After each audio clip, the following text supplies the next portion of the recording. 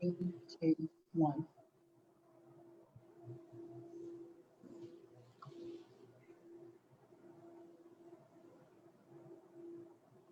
Stop. I have no idea what I was saying. Sorry. 3. Good morning. I apologize. We're at Alamance Arts and we've had a little technical difficulty this morning, but welcome.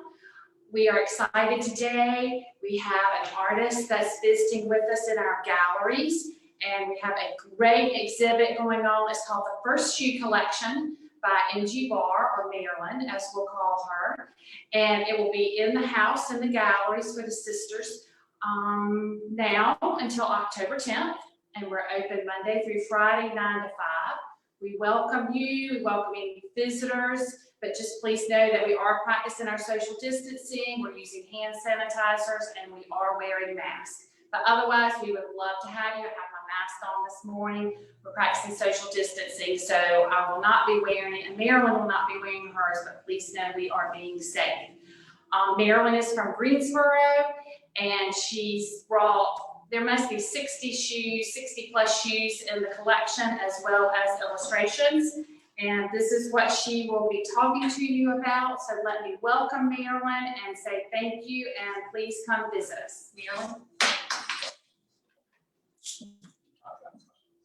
Oh, also, if you have any questions, we have a chat window that's now open. And so please feel free to type in your questions, and Marilyn would love to answer them, and we would love to hear through you those questions. So Marilyn?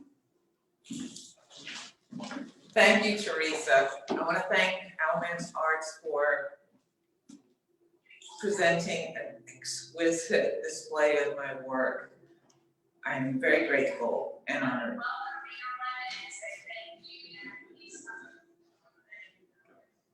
Okay. So anyway, as I was driving here this morning, I was thinking about possible questions and the information that people might ask about the shoes, how it started, why I'm not doing something else, where I get my inspiration. And I started digging in my pocketbook, not quite sure what I was looking for, maybe hand sanitizer, but I found this bell. And it made me think of an old movie, actually a holiday movie titled, and I'm sure you all know which one it is, It's a Wonderful Life. And I got thinking that when a bell rings, an angel gets their wings. And so I'll be making a shoe. I can't tell you what it's gonna look like, but it's on the way. I also continued listening to the radio, and several other inspirational bits came to my head. For example, the song from Dirty Dancing, Time of My Life, came on. And I got thinking on the way here, this is a time of my life. It's been a long time coming. I still consider myself an emerging artist. And thanks to Teresa and Laurie and Sally and Jason and Jean and many, many people who put up with me, encouraged me, and brought me to this place. Yes, this is the time of my life. And I thank you for it. Another one that came along was I'm in love with the shape of you. And I thought that'd be kind of cool for someone who collects shoes and is in love with the shape of that shoe, saying that. So the collection grew out of a proposal for an independent study course that I was taking at UCG when I was in grad school. And I had no idea what I was going to come up with. It had to be something that was approved. And so I went downtown Greensboro, in and out of different thrift shops and antique stores looking for inspiration. And I thought, as I was walking, I thought, huh, what if I make these life-size hats, women's hats, that look like from an era where millinery was popular. It had plumes, had flowers, had fruit, had birds, etc. And I thought, that's a cool idea. So I went into Mary Bryan's to bought a cupboard, and she's no longer open, the store's no longer open, but I saw that there was a wood hat form on the shelf behind the register. And I asked how much it was, and being a grad student, even though I was a mature grad student, not financially I don't have a money tree in my backyard, so I couldn't afford it. So I decided to continue looking, and I went to the back of the store where all of the items that were not cleaned and not prepared to go to the front of the store were stored. And I looked down, and there was this old crate, looked like it might have been 100 years old, that had wooden shoe forms. And I thought, that's an idea, I'd make a shoe out of clay. That's a thought. And so I decided to dig through, and this is the shoe form, the first shoe form that I got. It's a size 4 1/8. Has anyone bought a shoe that's 4 1/8? No, not these days. But anyway, I made the shoe and couldn't quite figure out how I would end up wrapping clay on a piece of wood and take it off of there without cracking. It was a puzzle. It was a challenge, but I was up for it. And so I ended up rolling out clay slab and on the board with my kitchen rolling pin. And I cut out what I thought would be the form that would fit on here, and I slapped it on there. Eventually, I'm just moving quickly. Eventually, I decided it might be a good idea to make a pattern if I'm going to make numerous shoes. And so I cut out and wrap. You have to use your imagination. Wrap the clay on this side, and then I fold it carefully because when it's very moist, it flops around. So you have to have like a really long set of fingers, and then I'd wrap the other one on the side, and then I'd pinch it together in the front and in the back, and wait for several hours till it got just dry enough so that I could peel it off. And then I would add the sole, and then I started thinking about the heel. And this is the first shoe. The heel, I thought, wouldn't it be kind of neat if it had a wider bottom? And when I was doing this, I was also thinking about the possibility, what if actually someone wore this? How comfortable or uncomfortable might it be? Now, this heel is very specific to the heel height of this particular shoe last. That's the other thing. It's not a shoe form, it's a shoe last. I also learned other things about shoes. A shoe cobbler is a shoe repair person. A shoe cordwainer is a shoe maker. Now, the word cordwainer does come from England. They don't use that word here today. Today, everyone uses the word cobbler for a shoemaker as well as a repair person. But anyway, this is the first shoe. It's inspired by, when I painted it, it made me think of, well, I was thinking of Coney Island and cotton candy my sister and I would get. It's got swirls that you cannot see right now, but that's the first shoe. And when it came out of kiln at school, at UNCG, my professor said, I think you've got something there. You should make some more. I've never seen anything like that. I thought, really? Well, I made 8 more shoes, and they were in a small show in Greensboro, and it just kept growing. It kept growing, kept growing. Well, the kiln that I had at home, once I finished that course at UNCG, I didn't have access to the studio, and I needed a kiln. The kiln I had at home was more than 100 years old. And so I applied for a grant, and I got a grant to get a new kiln because my last statement was I wanted to get a new kiln to replace my 100-year-old, not sure it was gonna burn down my house, kiln. And I got the grant, so it was great. This is one of the first 9, and we went to boarding school, my sister and I, a boarding school, a Catholic boarding school in Tarrytown, New York, and felt like a prison. Of course it wasn't, but it felt like one. And it was wrapped around with chain link fence. But I was always feeling a bit rebellious. We had to wear these horrific Oxford shoes. And then they changed them to these penny loafers that were even worse, but the Oxford shoe was bad enough. Today you might compare them to Doc Martens, but of course Doc Marten today is very cool. Back then, not so cool. Okay, so this one represents, the stripes represent the prison that I was in. The gray and the pinstripes represent the chain link fence, but the red buttons represent my rebellion. Checkers was some game that my dad taught my sister and I to play.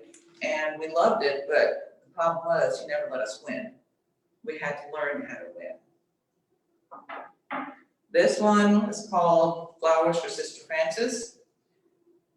In boarding school, the nuns, some of them were very scary. There was one that I was terrified of, and her name was Sister Veronica. She looked like an Amazon, she was real tall and very, very scary. But Sister Frances was very small, she was fragile, she was petite, and she was cute as a button. I thought she was 100 years old back when. She might not have been, but she walked like she was 100. She wore these black lace-up leather boots, but her toes literally curled up. And so this is in honor of her. That's why I called it that. And there were always yellow flowers growing in the field. Some people ask me, where do you get your inspiration? And it can come from anywhere. It can come from a song, it can come from a bell.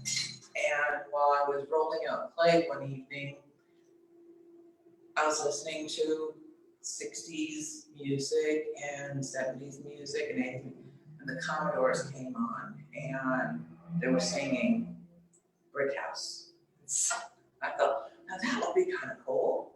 What if I make a shoe that has a brick chimney heel and it looks like the foot might be wrapped with brick? And so this one's titled Brick House.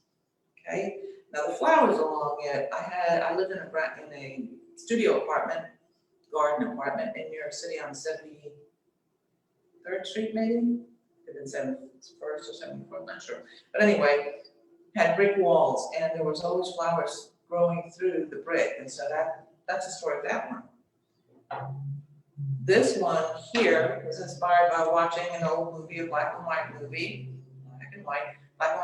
titled Zorba the Greek. And while I was watching it, I was thinking, wouldn't it be cool, because in the movie, Zorba the Greek was teaching the gentleman that was interviewing him, and they drank a lot and they danced a lot with the dance, and I can't remember the name of it, but when they danced, they put their arms on each other's shoulders and they would steps to the side and tap their heel, and I thought, wouldn't it be cool to have a shoe that has a chime that when you walk, you'd hear a ching. So the other thing too is I always think about, if this turned into a real shoe, how comfortable would it be? What would it be made of? Of course, this might cause a problem if it hit the back of your ankle, but I thought that area right there would be a really supple leather with a flexible interior, and this as well. So both these parts would be very, very flexible. And then of course you have the lovely ching, ching that you hear whenever your heel hit the floor. This one was inspiration as far as titles and stories and why the idea comes to me. Sometimes it comes when I'm actually making the piece. Sometimes it comes when it comes out of the kiln the first time, and sometimes it comes when I'm painting it. This one came when I was painting it because it made me think of the Beatles. I know you're thinking, why the Beatles? Well, if you ever had any American hot wax, that means a record, a vinyl record, and you bought one, whether it was a 45 or a large one, the Beatles label was a green apple. And there you go. This is called Hey Jude. So, inspiration grew out of this tiny book. They're drawing after drawing after drawing after drawing after drawing. And some of these have still yet to be made. Some of them have already been made, but even in between, when I started drawing other things, I actually started drawing a leaf. I can't remember why, but it was a philodendron in my house, and I thought, that's kind of cool, which gave birth to another shoe that's here in the exhibit that you can come and see, because it's not up here right now. And there's others, and I've got 5 of these books filled with illustrations. I'm hoping to have a collection of 120 shoes. They're only one shoe, it's not 2 shoes, it's just only one shoe, and people ask why, and I said, well, because adds to the uniqueness of it. And when I first started the show, the collection, before it became a collection, I was gonna call it the Cinderella Factor, but I kind of ran that in front of a few friends, and we think. And one of them said, Cinderella story doesn't really sound really like a happy story, because she's in the ashes and has to do with stepsisters being mean. I'm like, okay, we're not doing that then. So that's why I called it the First Shoe Collection, because everything follows this. If you have any questions, I'm happy to answer them. I can continue talking, lots and lots and lots. So it's made out of Bella's blend clay. There's another shoe in the collection called Denim Derby, and it was inspired because my dad used to go to Fifth Avenue to a store called Kavanaugh's to get his hats, and he had those felt really fancy derbies and fedoras. It was kind of cool. He also bought hats for my mom there, and that's where the idea of making a hat came from originally. But Denim Derby is one of the shoes, and it makes me think of walking to Fifth Avenue with my dad, pick up a hat, and I was wearing jeans, and he always said, can't you wear a skirt? I like wearing my jeans, And he was going in to get something formal, but I was so informal. That's the other thing, that what this has done is actually opened up the world of me to the world, and to me as well. And it's also inspired other people to think about things that make them special. I always ask the question is how we walk who we are. Are the shoes that we wear does that tell something to the world about us? I think so. Sometimes if someone is wearing orthopedic shoes, you know something about them instantly. You know that they've got issues with their feet. If someone is wearing the really tall shoes with the really thin heel, that tells me immediately that woman or that man has confidence, because I would not be wearing that. And then there are those who wear tennis shoes, or the shoes that I'm wearing today. I'm not going to take them off and show them to you, but the shoes that I chose to wear today, as well as during the reception, are very special. They're excuse me, Henry Herrera shoes, and they're made out of like the softest leather. The heel is wood. Of course, it has a rubber sole, but the heel is wood, and they're square-toed, and they have lace on them, leather lace, and they feel elegant. Someone asked recently, what made you think of why didn't you go back to making hats? Why did you stick with shoes? It's something special about shoes. I can tell you two small stories. When I was quite young and we went to church, my mom always dressed impeccably. And she was wearing this pillbox hat with the veil that came down in front of her face, looked very Hollywoodish. I might have been maybe 7 years old. And she was wearing this black little two-piece skirt and jacket and her curls, and her shoes were these velvet black shoes.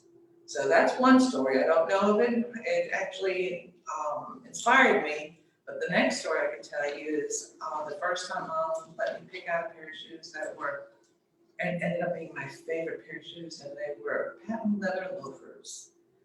And I put thumbtacks on the heel so that when I walked, they would make a sound. Click, click, click, not the ching, of course the ching's here, but click, click, click, and I had white pennies, copper pennies in it. And I just felt like cat's meow back then. So, I don't know. Different things inspire you, but every shoe in this collection has got a specific story, something that inspired me to finish it, to start it. Could have been a bigger challenge. It could have been to commemorate something. There was something else when I was talking about the song from, actually I'm not sure if that was the first take or this take, the song from Dirty Dancing, The Time of My Life. This is the time of my life. And there will be a shoe that comes from this, and it will reflect the yellow dress that she was wearing in the movie at the end. So Of there Dirty is, Dancing. there is a couple of questions. Yes. One is, how many shoes have you created? How many shoes have I created? To date, there are 65 shoes that are finished.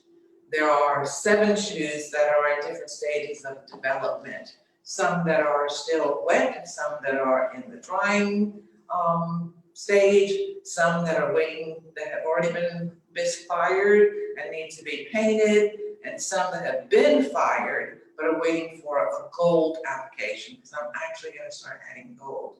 Yeah, I think that's kind of cool. There will be 120 total, but right now, not complete, 7 and 65, that's what? 7 and 65. That's 71. 71 shoes, so it's a few to go. So how long does it take for you to make a shoe? It depends on how inspired I am. I call that being in the zone. I also tell people that I don't know where, it doesn't come from me, it comes through me. And sometimes I have absolutely no control of when it comes or how it comes. Like there are some that I've made from start to finish before they get fired or dry in 3 hours. And there's been some that have taken me 3 weeks. It's just, and it doesn't matter whether it's intricate or not, it just depends on what punches through from the ether. So I have a question from, I'm not good at clay, but I know that when I have made things, they have shrunk after they dry, and then they shrink, and then they're not the size that I expected them to be. So how do you judge that with the shoe? Okay, the clay that I used has a 7% shrinkage, and the shoe is actually complete before it goes into the drying shelf, onto the drying shelves. And I know that it's gonna shrink somewhat, but it's not a lot, so 7% is not a lot. But it's actually quite amazing. Every time I put a shoe into the drying, onto the drying shelves, and then into, actually, let me back up and say, repeat the question. Knowing that clay does shrink, how do you handle all of that? Is the essence of the question. Okay, so all of it is addressed in the original preparation and the original construction.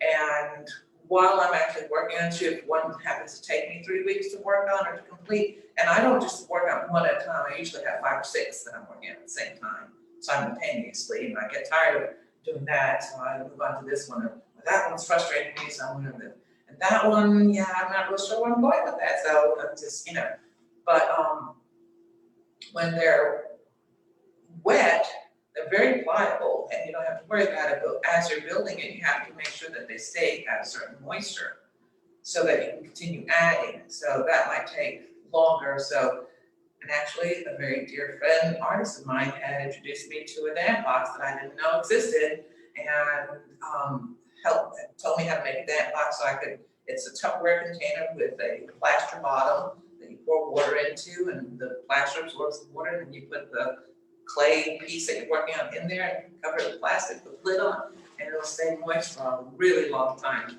It's a godsend, Lori.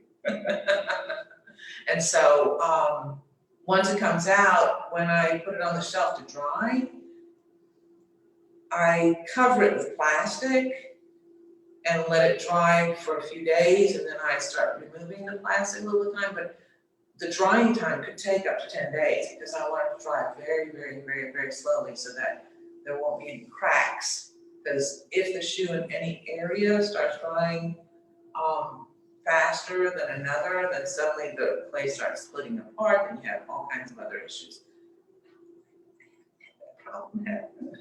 Yeah, tweet. Oh, I'm not jinxing myself. But anyway, so once that's done, once it's completely dry, and I did a lot of research, the research states that if it's not cold to the touch, then it's dry. If it's cold to the touch, it still has moisture in it. So I wait till I can touch it and it doesn't feel cold. And then I put it in the kiln, Bisque firing from putting in the kiln, then being able to take it out of the kiln takes like 32 hours.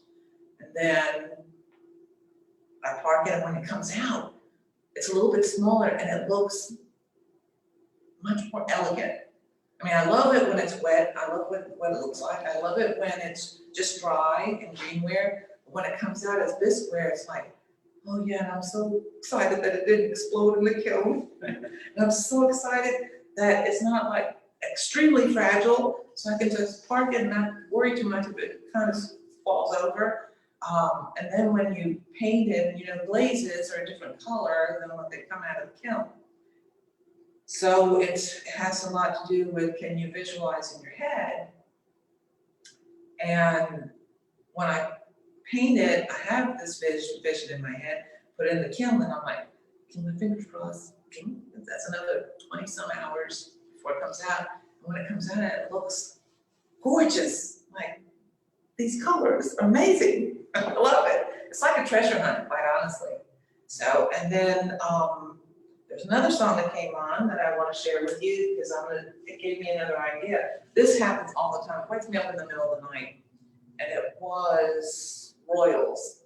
And I thought, oh, that'd be kind of cool. Make a shoe that is like encrusted with jewels. That'd be kind of cool because everyone thinks about the Royals. Everyone, well, not everyone, a lot of people are enamored by the Royals, and what it is that they have. And for me, the most impressive thing is the amount of jewels and the fact that Queen Elizabeth I never wore one of her dresses more than once. And the few things I've learned about them, it's just intriguing how they managed to live that life.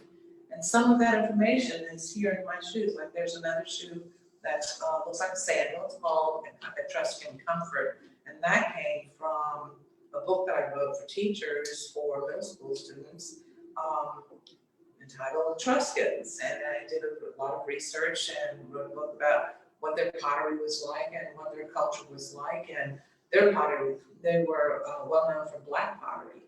And so when I created that and I was looking at all the symbols and the decorations, the details that they had in their work, I kind of emulated that into my Trust and Comfort. They didn't wear high heels, and if they did, I haven't seen them yet. I've done a lot of research. They wore a lot of kind of sandal kind of things. So, do we have any more questions? So somebody took on, from the very beginning, you had talked about that you were looking at hats. And so there we're wondering if you do actually make hats. Like hats to wear or ceramic hats? Hats to Do wear. I wear hats? I do make hats, but I do not produce them to show. I produce them to wear myself. And it's only on special occasions because my family gets so crazy. So somebody asked, are you working on any other projects other than the shoes? I am. I actually started another notebook, and this one is inspired by the world we lived in, have been living in the last 6 months, but it's not specific to it. It's titled Making Masks. I actually parked my paintbrushes and my clay and all my tools in late February when all this came about, and I started making masks to send to friends and family because there were none available. And I made many masks. And so during that time, I also was able to learn more about myself and more about the world and the other people and I don't mean just individuals that are close to me, but how I see the masks people are wearing. And there's massive joy, massive fear, massive defiance masks. And so there's a whole series of clay masks that I'm going to make, titled Making Masks, but it's going to reflect what I've seen in the last 6 months. Not horror. It's not going to be horror. Someone else asked me, do you ever make a shoe that reflects a painful or a bad memory. No, I don't want to do that. This is probably the most painful bad memory, being in boarding school and prison. I want to bring pleasure and good memories and good things into the world. The other part of that question was what? Oh, I think you answered that question, but the other one was, how do you choose your paints? Oh, okay. How do I choose my paints? And then and also within that, was there a trial and error of selecting what works best with the types of paint you use? So there's two questions in one. How I choose my paints, I have no formula. It just happens. And for example, this one was already spoken for because it was a black and white movie, but I wanted to have something that made it pop, so I added that lime green. And that just happens in the moment. It's not something that I actually orchestrate. And even when I do my drawings and I add the color on my drawings, it might not end up being the same color when I'm using the glaze. The glazes that I use are pre-mixed colors. I do not make my own glazes. I'm not interested in the science and chemistry of glazing. That's something that I might move to one day, but right now it's color and the balance of it, or the brightness of it, or the contrast of it just comes in the moment. So have you ever, talking about the glazes, have you ever had a shoe color come out not quite what you wanted? Well, not quite. I've not had any negative outcomes. I've always had surprising outcomes. There is a shoe called Point of Decadence, and it's got a point that if you kick someone with that shoe, you'll leave a mark. And I painted the first color because I had no idea what it was going to come out like, but it was kind of like an experiment. And I painted the under color with a lilac, okay? And then over it, I painted iron oxide. Was it iron oxide? Cobalt iron. It was an oxide, I can't remember which one. But I had no idea how it was gonna come out. And it came out with looking like this, and I thought, that is absolutely gorgeous, I love it. Now, this particular shoe was inspired by those shoes that women wore back in the 60s and late 50s with these extreme points that ruined their feet that women are now wearing again, the extreme points. And I thought, point of decadence, and so it's decadent, yeah. But this here would be a silk, and the heel would be wrapped in silk, layers of silk, and this would be silk. So when you walk, it's sachets. So when you walk, you can, it's kind of neat to see what you're wearing and entertaining you as well, not just everybody else. So when you're sitting, you can see the draping of the silk, and when you're walking straight ahead, you can see the sashaying of the silk, and people behind you can also enjoy the sashaying of the silk. But yeah, this is one that was a surprise. I didn't think it would come out like this, but it was a good surprise. I haven't had any bad surprises yet. I don't like talking about bad possibilities. Can you tell? Can you tell? Any more questions? I think that was it. Okay, well, ladies and gentlemen, I thank you. Oh, there is one more project. I'd like to thank you. Oh, thank you. Thank you. I'll stand back here. But thank you everyone for joining us on Facebook today, and we welcome you to Alamance Arts, and we thank everyone so much for being with us today. And I hope we'll see you all. We'll all come visit the shoes because they are more beautiful in person and I just can't wait for you to see them. So thank you so much. Have a great day, and we look forward to talking to you again sometime soon. And thank you, Alamance Arts.